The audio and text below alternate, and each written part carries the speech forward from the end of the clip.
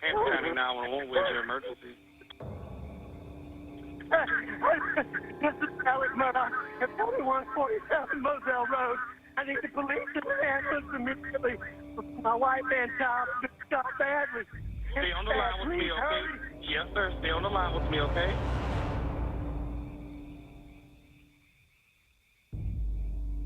Maggie Murdoch and Paul Murdoch are found dead next to the kennel where they had kept their hunting dogs on their Moselle hunting plantation.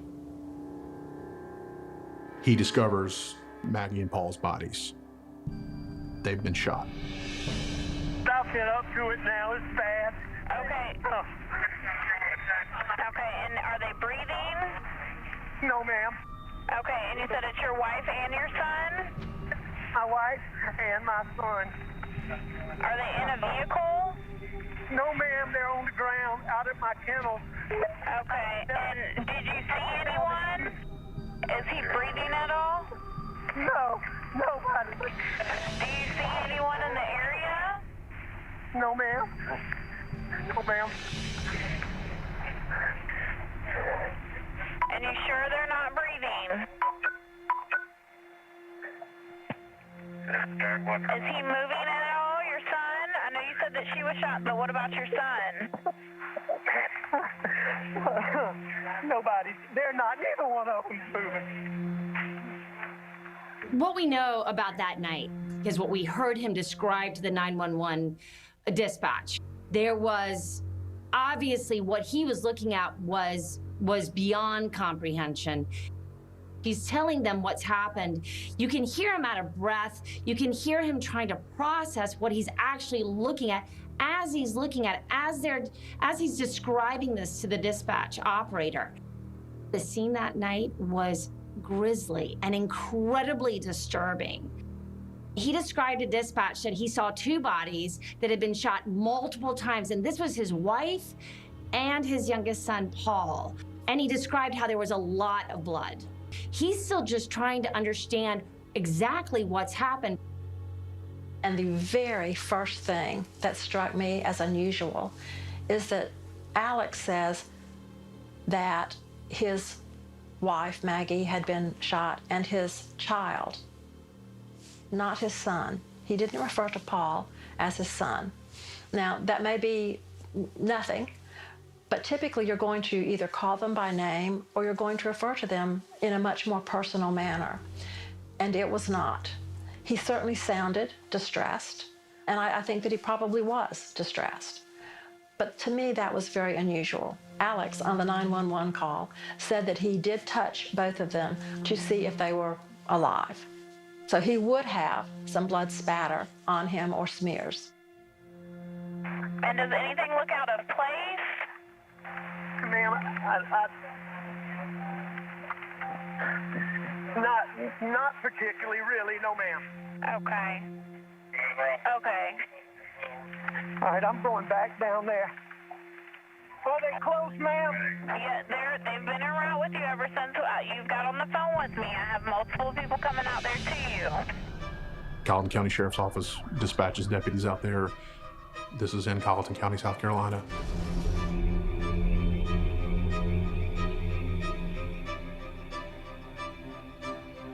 Paul's body was found halfway in, halfway out of the actual dog kennels, and that he had been shot with a shotgun. And his mom, Maggie, had been found about 15 feet away, and she had also been shot multiple times. The thing that is surprising to me is that Maggie and Paul were both shot with different weapons.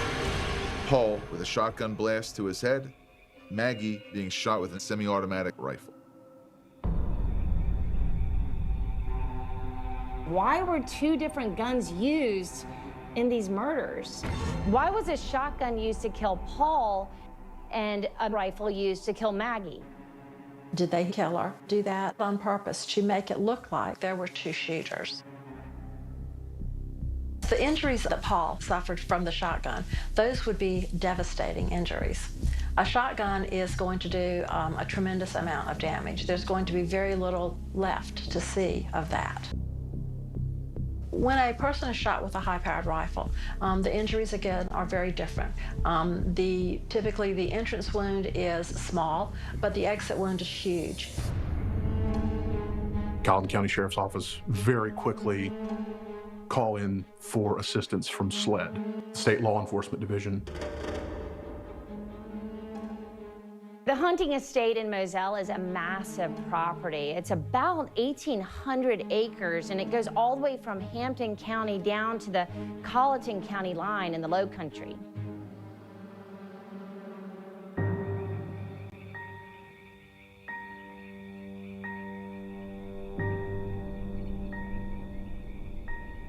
According to Alec, he was visiting his father just before these murders, and then had come back to Moselle and had come up on this horrible scene. The coroner puts the time of death at around 9:30 or so, and the call came in at just a little after 10. From the time that the 911 call came in to the time of death, it's very short. I mean, it's 30 minutes or so. Alex and the killer certainly could have crossed paths.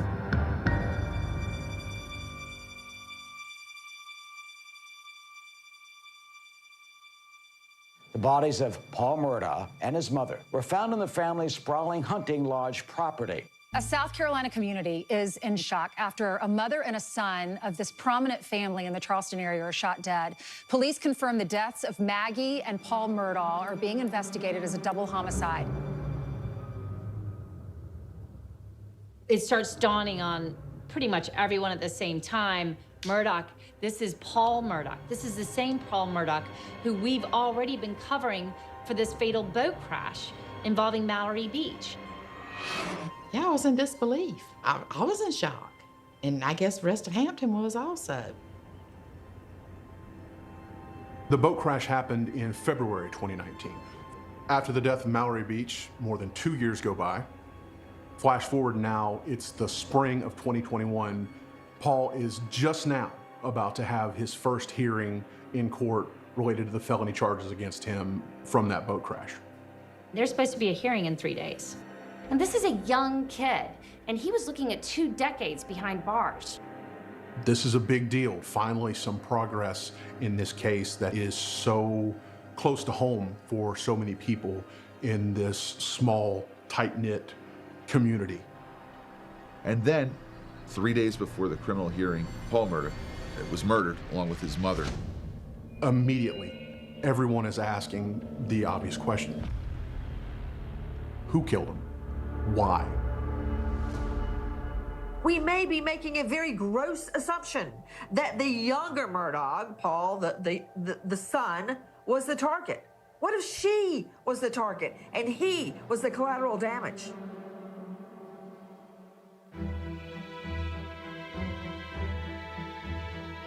There has been rampant speculation about why they were killed, who could have killed them, and it has led to any number of theories, some with more grounding in reality than others. Everyone is indulging in the conspiracy theories of why this happened. In law enforcement, suspects are our bread and butter.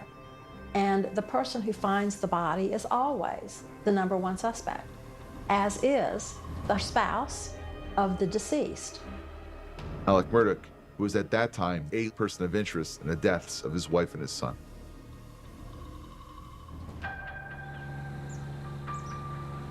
Almost immediately, law enforcement came out and told the community, don't worry, you're not in danger.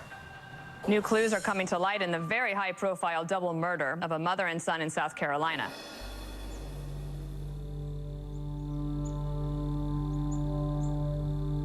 What everyone took away from the police was that this was a targeted killing. So why were Paul and Maggie Murdaugh targeted? One of the theories out there has been the powerful family of prosecutors.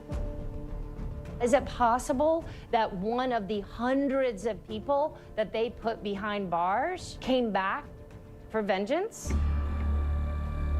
Powerful people make powerful enemies.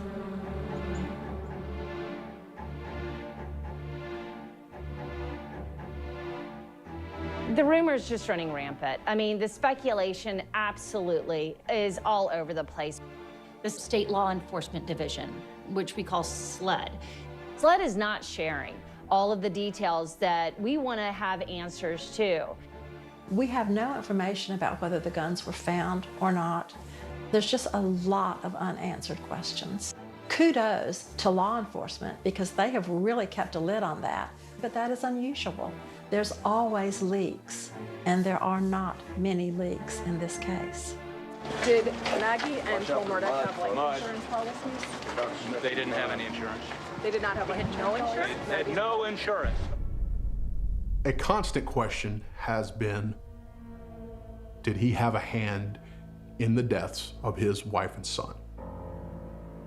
And that begs the question, why? Why would he kill his wife and son? Or why would he hire someone to kill his wife and son? What reason would he have to do it? And that has led to all sorts of conjecture. You hear stories, you don't know how much is true and how much is just someone's speculation. It's widely rumored that Maggie wasn't living at the Murdoch's home in Moselle. She was staying at the family's beach house on Edisto Beach. Adding fuel to that fire was a report that came out several weeks after the murders, alleging Maggie Murdoch had recently visited with a divorce attorney. Alec Murdaugh's attorneys have denied this and have even challenged anyone with proof of this to come forward and show them, because they insist that Maggie and Alec had a loving, happy relationship. Were there any problems in Maggie and Alex's marriage? Absolutely none. None. And trust me, I was with them for almost 2 years. I have never, for whatever reason, I can't even explain it myself, I've never thought that Alec hired someone to kill them. I think she and Alec were happy. I don't believe they'll ever find a person to charge for the murders of Maggie and Paul. Because I believe it was a hit. And I believe that person is probably not in the community. And he probably was in the wind 30 minutes after it happened. 2 weeks after the double murders, the State Law Enforcement Division say they're going to reopen an investigation into a death of a young man from 6 years ago. And they say that they're opening it because it's based on information that they've learned during the investigation of Paul and Maggie Murdoch's murders. SLED, South Carolina Law Enforcement Division has reopened a 2015 case where a young teen, 19-year-old Stephen Smith, was found dead on the side of the road. Stephen Smith's body was found in the middle of this road. A pathologist said it appeared to be a hit and run.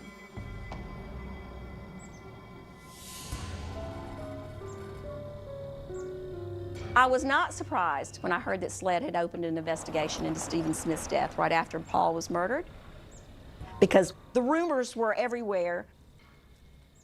I wasn't shocked, not a bit. It just seemed like, okay, well, we knew this was going to happen. We all knew this was going to happen. It is dirty business. A 19-year-old man, which for years had been unresolved but has now been reopened based on evidence discovered by South Carolina law enforcement in the Murdoch double homicide case. Stephen Smith was from Hampton. He lived with his twin sister, Stephanie. Stephanie and Stephen's mom, Sandy, wanted him to thrive. They truly believed that Stephen was made to do really wonderful things. He was just my heart. He was my heart. Yeah, he was mama's boy. Stephen Smith was 19 years old. He was gregarious. He was good looking. He was witty, he was quick, he had a big sense of humor. He's sort of like this all-American boy. Stephen was a nursing student, and his family says he wanted to be a doctor. Stephen was a good man with a good heart, and he had big dreams, and he really deserved to live those dreams. Stephen was his own person, and that was really important to the family dynamic and to himself. He was openly gay. He was out of this world. He was always the last to get ready, you know, last minute in the car, 2 minutes, you know, before anything. Oh, I still got to put my makeup on. I got to look good, you know, all the time.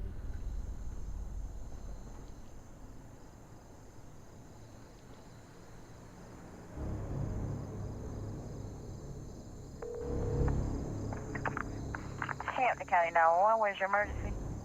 Hello, I just going down the wrong thing to ruin the road. And I see somebody laying out. A man who was making his way to work, that was driving down the road at 4 o'clock in the morning. He sees something in the road. That something is a body.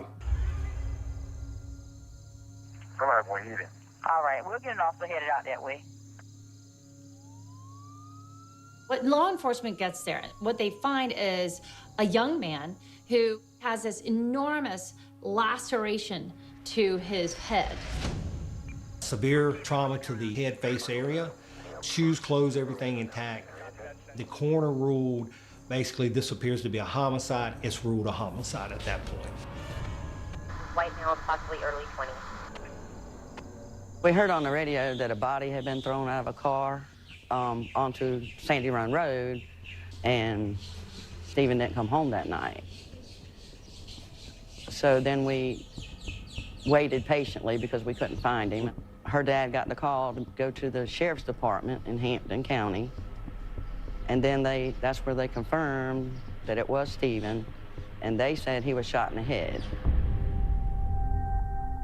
Later that afternoon, from my sergeant stating, hey, now this has become a hit and run. Hampton County Sheriff's Department is the one who says, hey, a body's in the roadway, it's not a bullet wound, so it's got to be a hit and run. Even though Stephen's death was ultimately ruled a hit and run, Highway Patrol Officer Michael Duncan never saw it that way. I was flabbergasted because we went from a homicide, now a hit and run. How do we go from one extreme to the next, is the way I felt.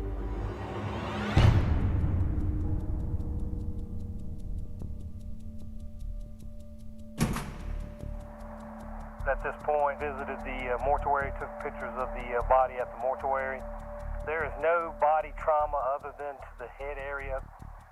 Does not appear to be, in my opinion, struck by a vehicle. Possibly something else. The medical examiner saying, hey, it was hit by maybe a truck mirror. There was nothing to support that. The force that caused this injury to his face would have broken any mirror. From the reports that I read, the injury went from right side near the top of the head across to the bridge of the nose. Something perhaps like a baseball bat or some other linear object would cause that type of an injury. When you get hit by a vehicle, thrown to the ground, roll, whatever it is, your clothing is going to be tattered, torn, ripped. Shoes will usually be knocked out, and in this case, the shoes, they were still on his feet at the time. His phone was still in his pocket.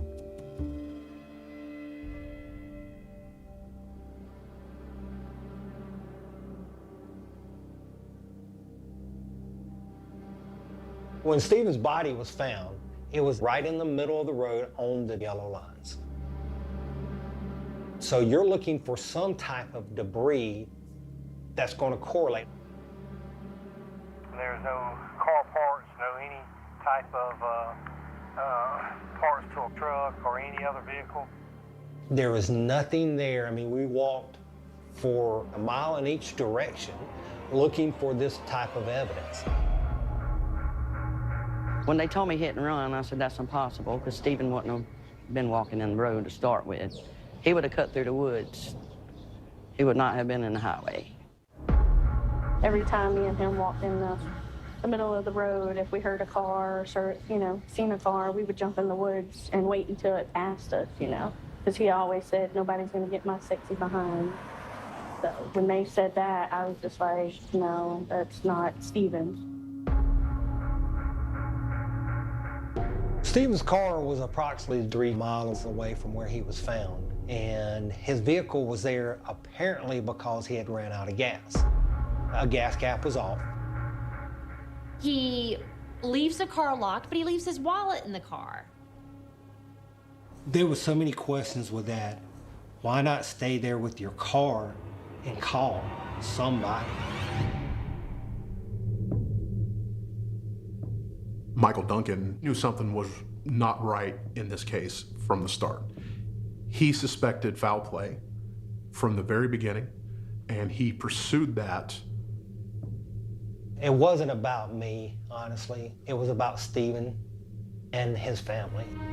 Our whole team wanted answers for Stephen's family.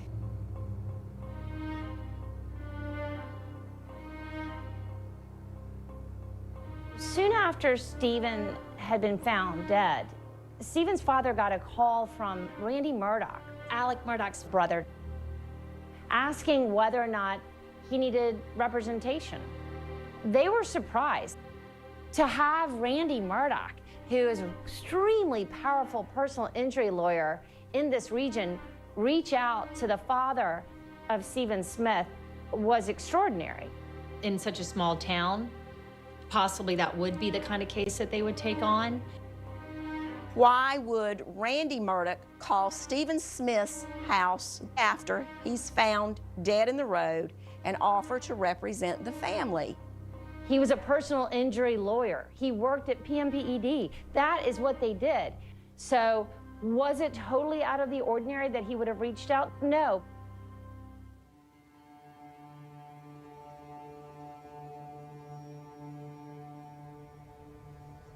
I cover the lower part of the state, and I would travel into Hampton and get these phone calls, said, hey, you're here in Hampton County. Hey, what are you over here for? Or what do you need? Are you needing any assistance? To me, the subtext was, we know you're here, and we want to know why you're here. What do you know about what's going on in this county? It was like, you don't need to be here. That's the way it was perceived.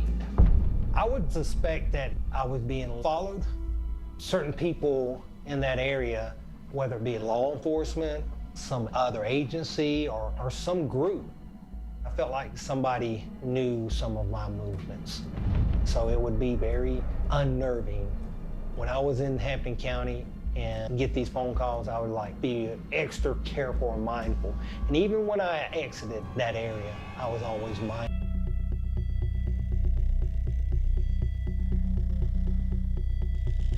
When I spoke with Stephen Smith's boyfriend, he was supposedly the last one who spoke with Stephen that night. So I wanted to find out, one, was he someone that was of some interest in this case? And what was the conversation y'all were talking about? I asked him on one of the calls, are you walking? Because your car is going by, and his answer to me was no. And then the call dropped. He didn't know exactly where Stephen was at. He did say that he felt he was being followed. He said that he was being harassed. He didn't say, he said it was a couple of guys in a pickup truck. The last thing he said is, I'm on my way.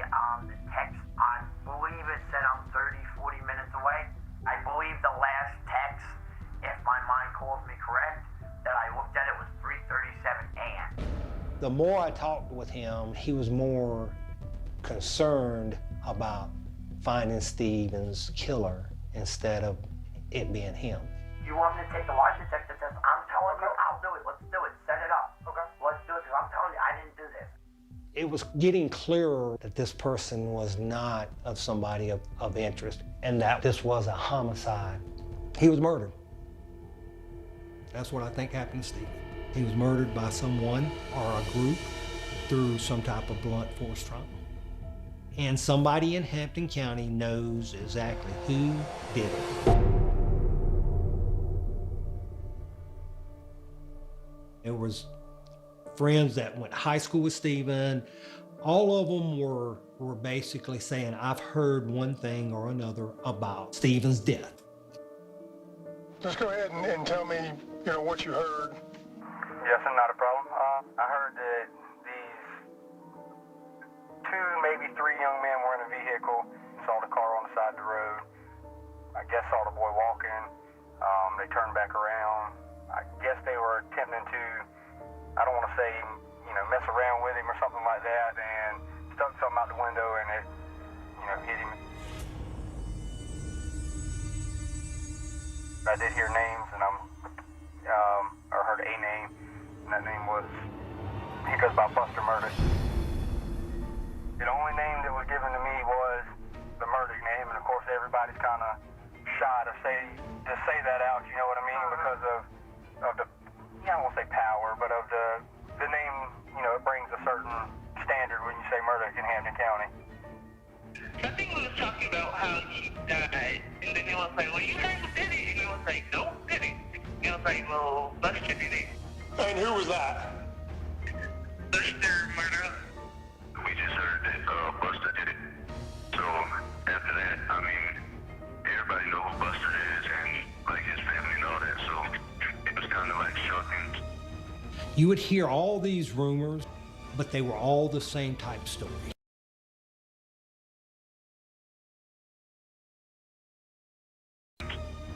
You would hear all these rumors, but they were all the same type stories. And it was Buster, and I was like, it was saying if it's him, nothing was going to be done about it because of who he was.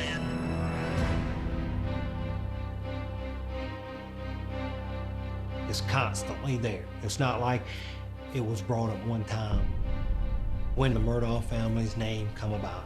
It was like, okay, we got to treat this one a little bit different at this point because it is a well-known, powerful family in this area.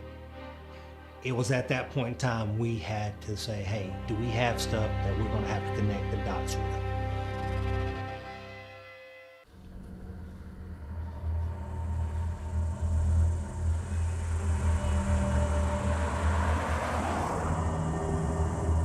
It wouldn't surprise me just because of, I feel like they wouldn't want anything happen to their reputation or name or anything like that. And I've known the Murdoch family, like I said, pretty much my whole life. There was another Murdoch mentioned, and that was Buster's little brother, Paul. And when I originally heard this, I was thinking of the younger Murdoch boy, Buster's little brother, Paul, because Paul's more of the, I won't say troublemaker, but with the right amount of alcohol or drugs. Rumors were everywhere. The scenario that was presented to me was they were out joyriding. They see the boy walking down the side of the road. Paul leans out the window, pegs him with the baseball bat. That did not surprise me one bit. I could see it happening. I could see Paul doing that.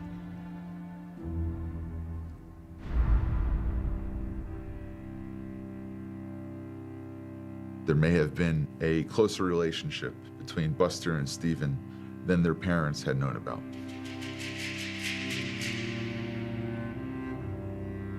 Him and Buster were in high school together. You would hear all these rumors that Buster and Stephen may have had a relationship together. He heard it from her. She heard it from Buster's best friend. Kind of tell me what you told her about that. Another friend of mine had texted me asking me if Buster and Stephen were together, and then I asked him why. He said because he had heard that. So the only rumor you heard is possibly Buster having some type of relationship with Stephen? Yes, sir. Is it a true story? You have to take any of that information with a grain of salt. The investigation was not really leading anywhere. You would never get an individual that you could talk to that was there at the time. We are in Hampton County. My opinion is, as far as the Murdaughs and them knowing everybody in that county, I believe that they do run that county to an extent. That is my belief.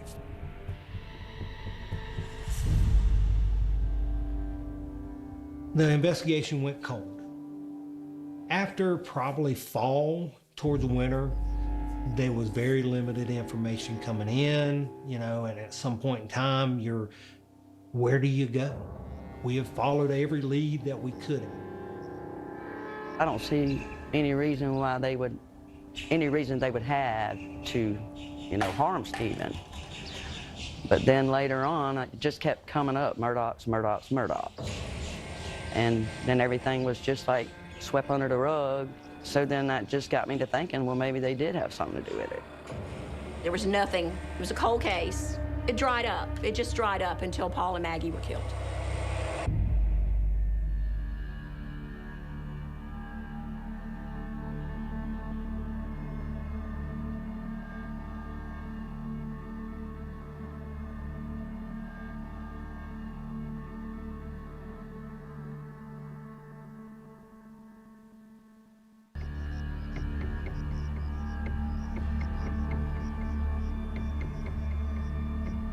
After the double murders, the focus was narrowing on the Murdaugh dynasty, and there were so many questions, and everything in their life was getting examined.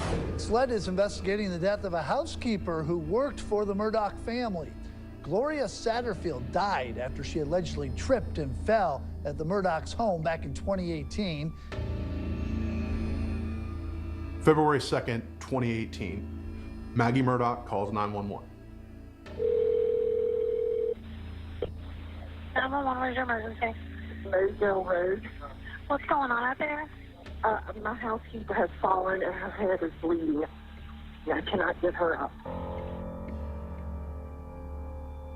Gloria Satterfield was a longtime housekeeper, nanny, personal assistant to the Murdaugh family. She worked in the Murdaugh's home, took care of domestic issues for them. She allegedly fell at the Murdaugh family home. This is a hunting lodge. This is an active hunting lodge. Gloria Satterfield was in some type of trip and fall accident on the brick stairs, and these are brick stairs that lead into the hunting lodge. She fell going up the steps, up the brick steps. Okay, so she outside or inside? Outside. Okay. How many steps is there? 8. Okay, is she on the ground or is she up near the She's top? on the ground. She's on the ground. She's on the ground. Is she conscious? No, not really. How old is she? I'm not sure, like 58 maybe. We don't know who was there with Gloria Satterfield when she actually fell on those stairs. We don't know exactly how long she's been there, but we do know that Maggie has discovered her and that Paul is there. Can you ask the patient what kind of pain she's having? Ma'am, she can't talk. Okay, do you know... She's cracked her head and there's blood on the concrete and she breathes out of her left ear. Okay, she's bleeding out of her ear. And out of her head. She's cracked her skull. Gloria and I, we became friends when we were like 4 years old. We grew up together. Our parents were best friends. And I'm gonna tell you, it's very rare to have a best friend, okay? Okay, do you guys know who she is? Yeah, she works for us. Paul was a year old when she started with them. She treated those boys, Buster and Paul, like hers. But anytime they'd call, she'd drop what she was doing and go to them. I knew that she took care of their home in Hampton. She would have to clean it, and she would cook for them. And she did it with a smile on her face and a song in her heart every day. To meet her, you never would know that her walk was what it was.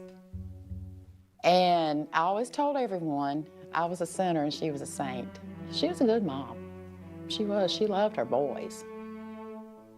Gloria Satterfield had 2 sons. Brian and Tony. And as a single working mom, she pretty much raised them on her own. Gloria had to work, point blank. As far as I know, she never got paid vacation when she was working for the Murdocks. If Gloria was sick, Gloria still went to work because she couldn't afford not to.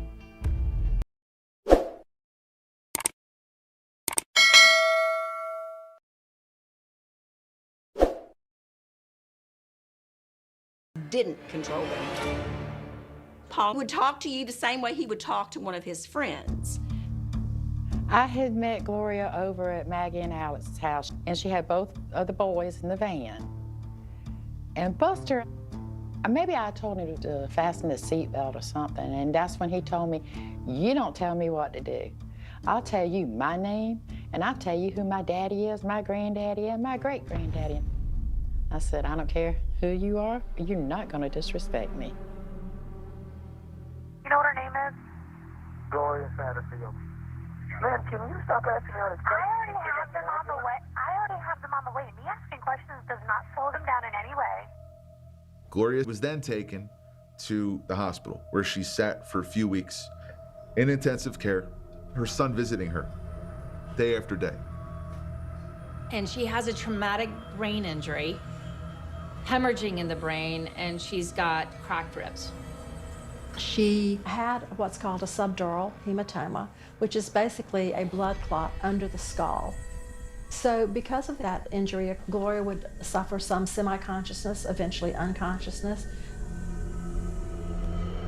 She's never able to tell her family what happened to her. How did she get on those stairs? How long had she been lying there?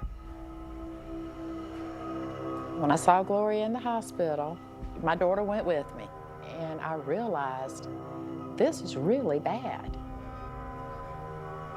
She's just laying there. She started moving her legs, but then she tried to pull her mask off her face, and I think she was trying to talk to me. I asked my daughter, "Do you believe Miss Gloria was trying to tell me something?" She says, "Mama, I believe she was."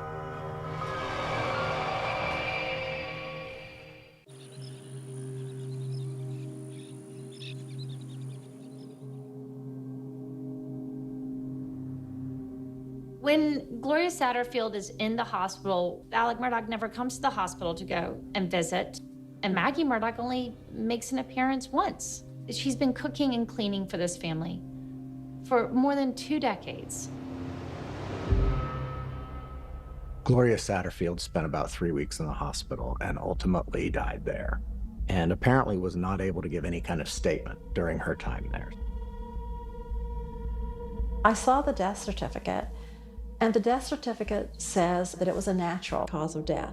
The subdural hematoma is almost always from some type of inflicted trauma, which can be from a fall. Now, whether she actually tripped and fell or whether she was pushed, there's no way to really tell. Now you've got 2 different accounts of how she died. Was it natural or was it an accident?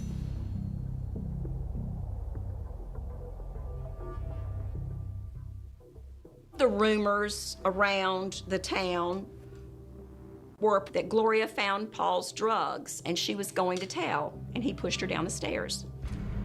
When I knew Paul, he was someone that had no regard for anyone. It could be a possibility that Paul could have pushed Gloria, but we don't know. We may never know, but anything's a possibility. And at the cemetery, for the funeral, I spoke to her brothers, her sisters, her boys, naturally, Tony and Brian. But the one person there that did not speak to me was Maggie. I thought it was kind of odd because she knew that Gloria and I were best friends. Alec Murdaugh comes up to the boys after their mother's funeral and says, "I need to take care of this. Let me take care of this. I need to make this right. She fell on my property. She fell at my house. It was my dog's fault. My dogs did this." There were no dogs barking in that 911 call. Maggie didn't say anything about tripping over the dogs. She was just on the ground. Okay, is she on the ground or is she up near the top? She's on the ground. She's on the ground. Now, they've got dogs. They've got kennels. This is a hunting lodge. And these dogs, from what we understand, were pretty rambunctious. Was there dogs around Gloria? Or was there not? That's a $1 million question. Alex said, I'm responsible for your mother's death. I'm going to sue myself. We're going to get you some money from my insurance company. The idea of a lawyer suing himself is every bit as ridiculous as it sounds. You can't sue yourself. You can't be on both sides of a case, either as a lawyer on both sides or as a party on both sides. And he was a lawyer on one side and a party on the other side. Absolutely impermissible as a lawyer to do that.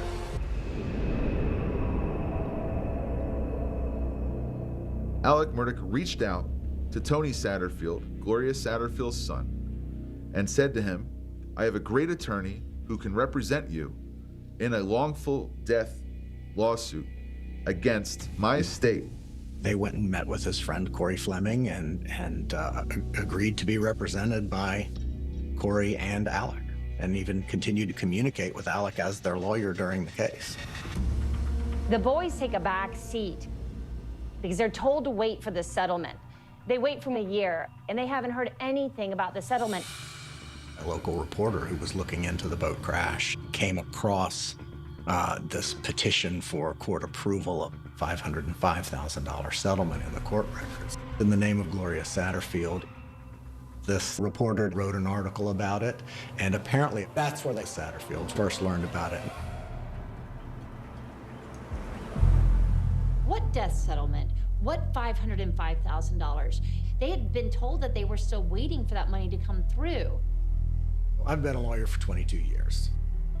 I've never seen a case where there was this much theft over this long a period of time and this much suspicious death surrounding one lawyer, this much cover-up. And I've never seen it done with someone with this much power. 5 deaths are all associated with the Murdaugh family. Paul and Maggie, you have Mallory Beach, you have Gloria Satterfield.